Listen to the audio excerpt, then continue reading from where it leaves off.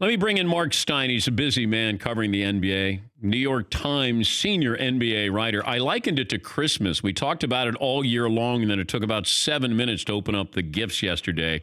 Was yesterday a good day, great day, bad day for the NBA? It's hard to see it as anything other than a great day. I mean, look, by the letter of the law, I think we know that some stuff is happening here that should not be happening, because it was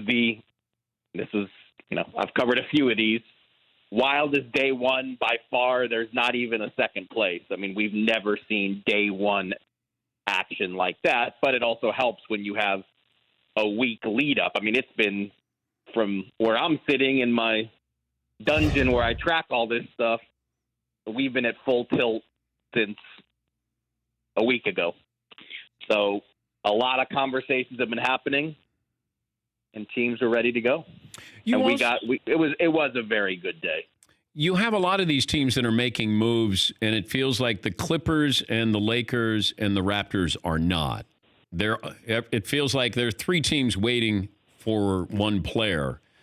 Is that a fair assessment of what's the scenario yesterday and today? They're the last three teams that they're really the only three teams at this point that have any hope of getting Kawhi. And when it's a player of that level, you have to wait. So, both the Lakers and the Clippers. Look, Toronto's been living under this risk from the minute they got Kawhi Leonard. The minute they got him on July 18th, 2018, they've been hearing how the Clippers were going to steal him, or the Lakers. An LA team was going to steal him. So the Raptors know this feeling. But for the Clippers and the Lakers, it's an uneasy feeling because, there's a chance neither gets him and Kawhi decides to stay. And then where are you when basically everyone you wanted is gone?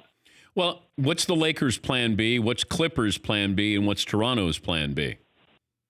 Well, the Clippers' plan B is much more appealing. They can just continue to do what they've been doing, and they will be in the mix for future moves.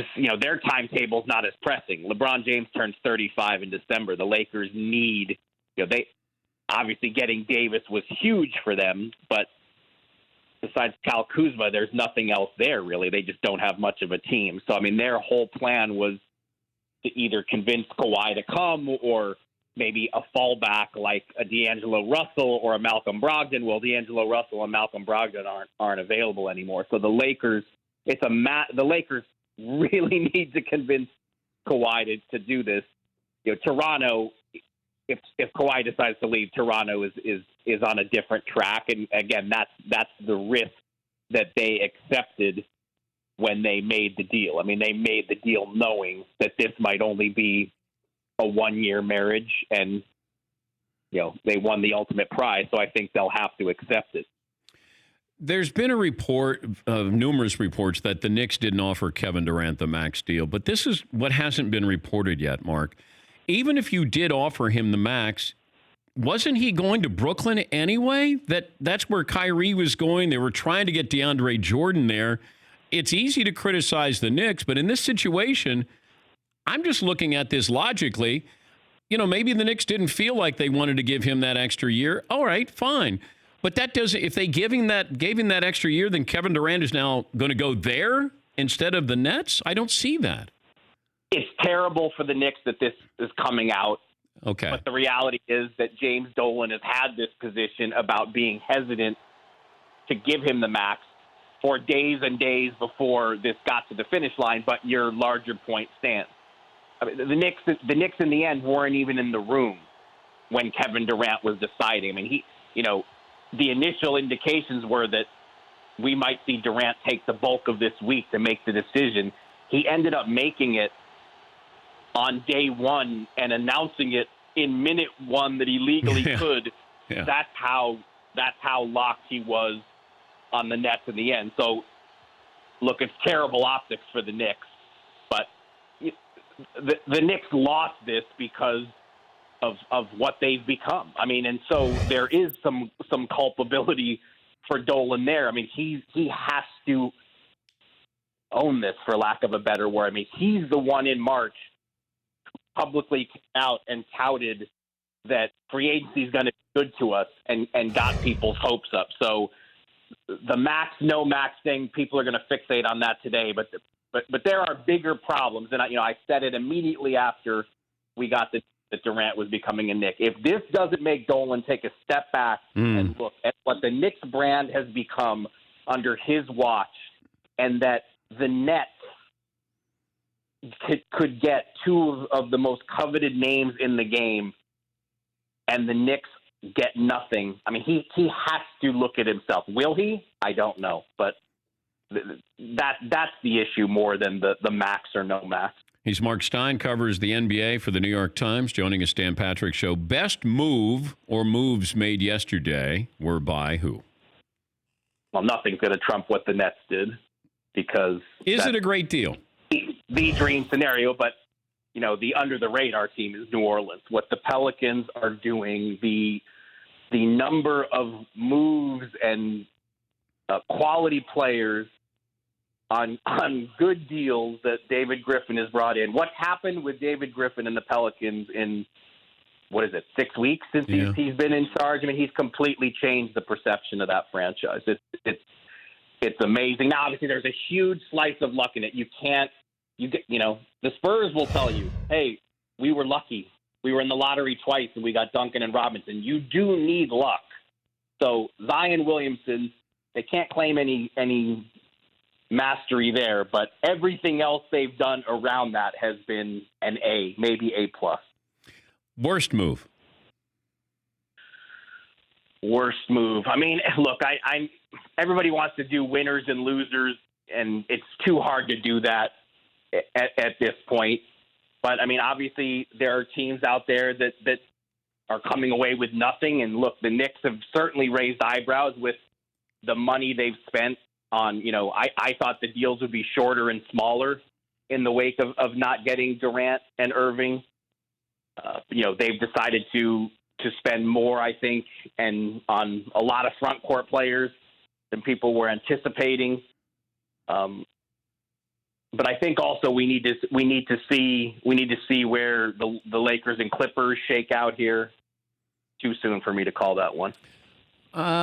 Is your sense that Kawhi's going to the Lakers? I got to be honest. I'm hesitant to say what my sense is because it's so fluid, and then everybody wants to say, "Hey, you said this." I mean, that's the thing. It's remarkably fluid. I think the last time we visited, I would have said the Lakers weren't even in it, and they've now they're right at the forefront of it. The prevailing reaction I think you get when you talk to people around the league is, why would Kawhi want to go there? The guy just led a team to a title. Why does he want to join with LeBron and with AD? It doesn't make any sense, but it again speaks to how we don't really know what he wants and what motivates him. He's won 2 titles. He's won 2 finals MVPs. Frankly, from a legacy standpoint, Kawhi Leonard can do whatever he wants. So if he wants to be a Laker, if that's what he decides is the most appealing thing, if he wants to go somewhere where he can share the burden and that's going to be less taxing on him physically, maybe he's going to choose the Lakers. My personal view has always been stay in Toronto for one more year, do the 1-1, run it back with the team that just won the championship. You're the Eastern Conference favorites if you stay one more year, then do what you want.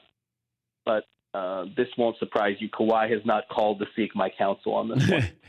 I have a friend who's affiliated with the Golden State Warriors, and he gave me a heads up a while ago. He said, even if we lose KD, Golden State will do something that will surprise you.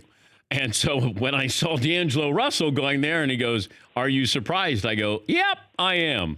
How does this work for Golden State with D'Angelo Russell? If your friend was calling the D'Angelo Russell shot, I would like his number. No, he wasn't. He just said that they were going to do something because I said, look, they're sneaky great. They'll do something. You're not going to lose KD and go, oh, woe is me. We're moving into a new building. You want to keep momentum going, and I assumed they were going to do something. I did not think, and he did not say D'Angelo Russell. Yeah, surprise doesn't even begin to. I mean, that is. But you know what?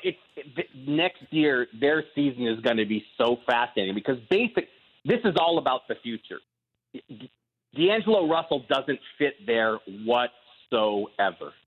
This was exactly how you described it. They just wanted to make sure that they did not see Kevin Durant, arguably the best player in the league when healthy, walk out the door for nothing. They got a 23-year-old all-star, and they will trade him. It's just a matter of when. Do they keep him for a whole season? Do they trade him? Do they even trade him at midseason?